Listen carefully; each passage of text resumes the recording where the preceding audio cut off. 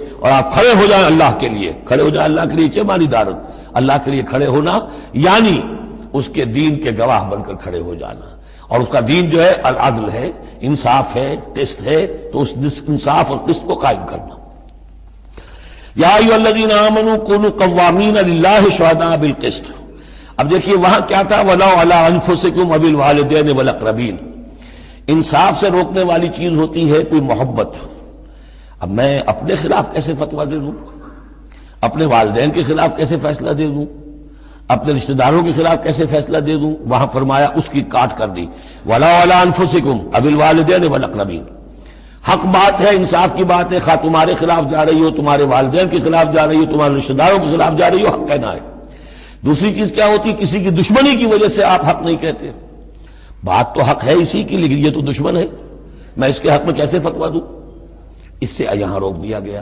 تو یہ وہ ریسیپروکل نسبتیں ہیں قرآن مجید کی صورتوں کے اندر.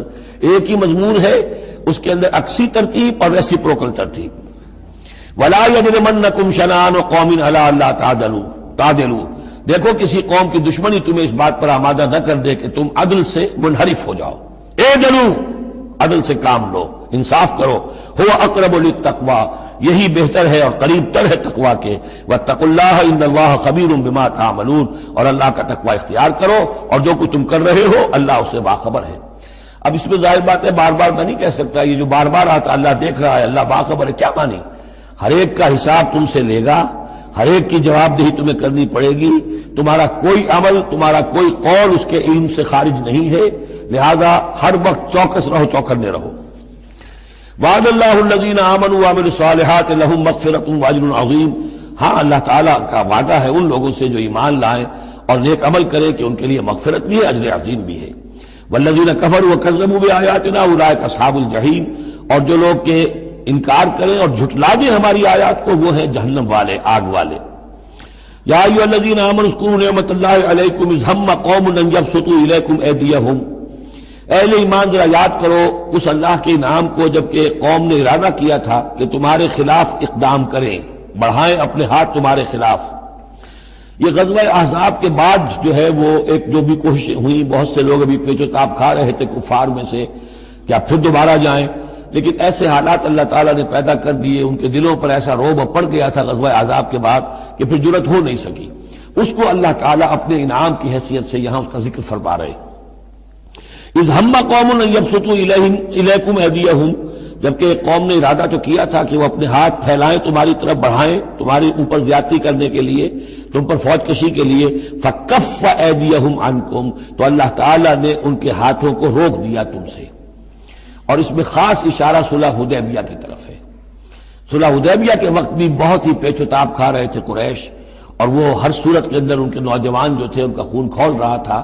لیکن یہ کہ بالآخر یوں سمجھئے کہ سینٹی پریویلڈ، اور انہیں یہ سمجھ میں آ گیا کہ اس وقت ہم مسلمانوں کا مقابلہ نہیں کر سکیں گے، اور اللہ تعالیٰ نے گویا کہ ان کے ہاتھوں کو روک لیا.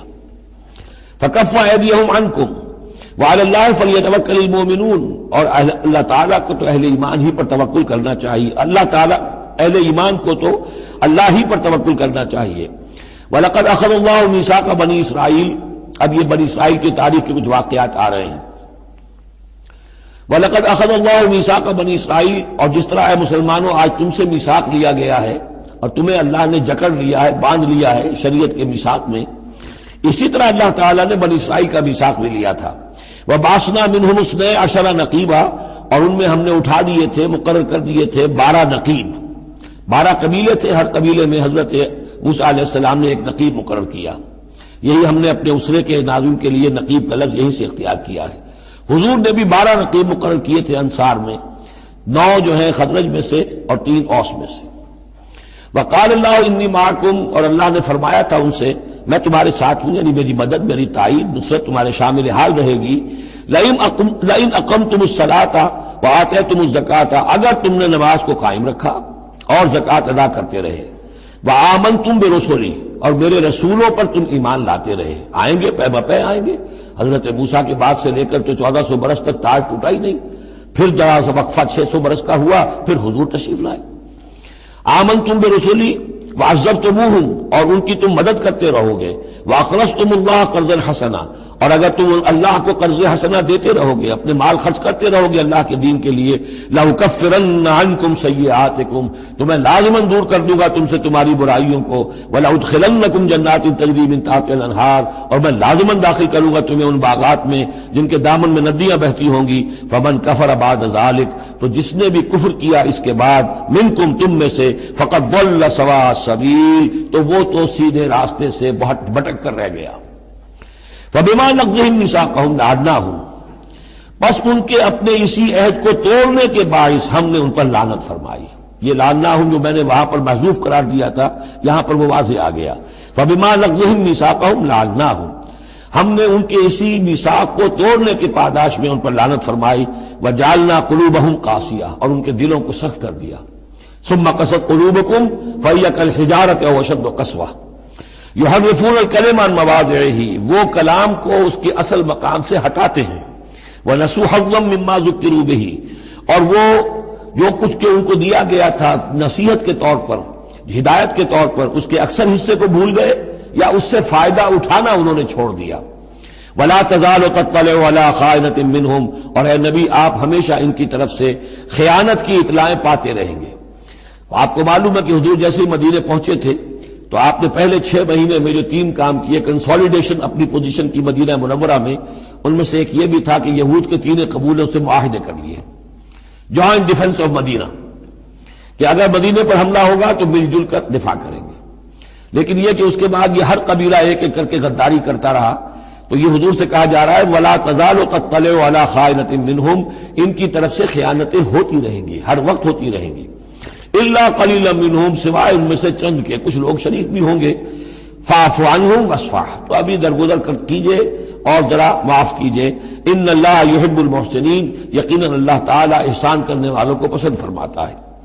ومن الذین قالوا انا نصارى اخذنا میثاقهم، اور ان لوگوں سے بھی جنہوں نے یہ کہا کہ ہم نصارہ ہیں، ہم نے ان کا بھی میثاق لیا۔ اخذنا میثاقهم فنسوا حظا مما ذکروا، تو وہ بھی بھول گئے بڑا حصہ اس کا جو نصیحت انہیں کی گئی تھی، یا بھول گئے اس نصیحت سے فائدہ اٹھانا۔ فَأَغْرَيْنَا بَيْنَهُمُ الْعَدَاوَةَ وَالْبَغْضَاءَ إِلَىٰ يَوْمِ الْقِيَامَةِ، تو ہم نے ڈال دی ان کے مابین دشمنی اور بغض قیامت کے دن تک۔ عیسائیوں میں تو خاص طور پر، ایک تو ہے عیسائی اور یہودیوں کے درمیان جو دشمنی رہی ہے، یہ جو ہمارا دور ہے اصل میں اس میں عارضی طور پر صورتحال تبدیل ہو گئی ہے، لیکن واقعہ یہ ہے کہ پورے 2000 برس تک، لگ بھگ 100 برس نکال دیجئے تو 1900 برس تک شدید دشمنی رہی ہے یہودیوں اور عیسائیوں کے درمیان، کیونکہ عیسائی سمجھتے تھے کہ جسے ہم خدا سمجھتے ہیں اس کے قاتل یہ ہیں، انہوں نے سولی چڑھایا ہے۔ یہودی سمجھتے تھے کہ کافر جو تھا، مرتد جو تھا، جادوگر تھا، ولد الحرام تھا، ولد الزنا تھا، اسے یہ خدا کا بیٹا بنائے پھرتے ہیں۔ اب یہ اس قدر یعنی کنٹراسٹ ہے اتنی ایک دوسرے کے خلاف کہ ان کے اندر کوئی پوائنٹ آف میٹنگ ہے ہی نہیں، شدید دشمنی رہی۔ اسی طریقے سے عیسائیوں کے اندر پھر جو فرقے بنے ہیں اور ان میں جو خانہ جنگی ہوئی ہے، پوری انسانی تاریخ اس کی مثال پیش کرنے سے قاصر ہے۔ ایک اتنی موٹی کتاب لکھی ایک صاحب نے، لندن میں ہے، بلڈ آن دی کراس، صلیب پر خون، وہ جو کتاب ہے وہ بتاتی ہے، میں حیران رہ گیا پڑھ کر۔ ہم لوگ نہیں واقف ہیں ان کی تمام چیزوں سے، یورپ میں جو کچھ ہوتا رہا ہے عیسائیوں کے فرقوں کے مابین، کیتھولکس اور پروٹیسٹنٹس کے درمیان، اس کی ہلکی سی جھلک اب بھی آئرلینڈ میں نظر آتی ہے۔ کسی طریقے سے ہمارے ہاں شیعہ سنی فساد کبھی نہیں ہوا عثمانی میں، کہیں محرم کے موقع پر ہو جاتا تھا، ان دنوں وہ سیاسی معاملات زیادہ ہو گئے ہیں، ورنہ فساد کی نوبت بہت کم آئی، بہت کم۔ لیکن خون ریزی، قتل اور غارت گری جو وہاں ہوئی ہے اس کی کوئی مثال نہیں دنیا میں۔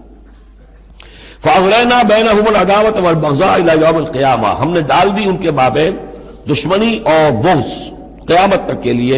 وَسَوْفَ يُنَبِّئُهُمُ اللَّهُ بِمَا كَانُوا يَصْنَعُونَ، اور پھر اللہ تعالیٰ جتلا دے گا انہیں قیامت کے دن جو کچھ وہ کرتے رہے تھے۔ یا اہل الکتاب قد جاءکم رسولنا، اب یہ وہی انداز ہے جو سورہ نساء کے آخر میں تھا، اے کتاب والو، قد جاءکم رسولنا، آ گیا ہے تمہارے پاس ہمارا رسول صلی اللہ علیہ وسلم، یبین لکم کثیرا مما کنتم تخفون، جو ظاہر کر رہا ہے تم پر اکثر وہ چیزیں جو تم چھپا رہے تھے، من الکتاب، کتاب میں سے، ویعفو عن کثیر، ابھی بہت سی چیزوں سے تو درگزر بھی کر رہا ہے، تمہارے سارے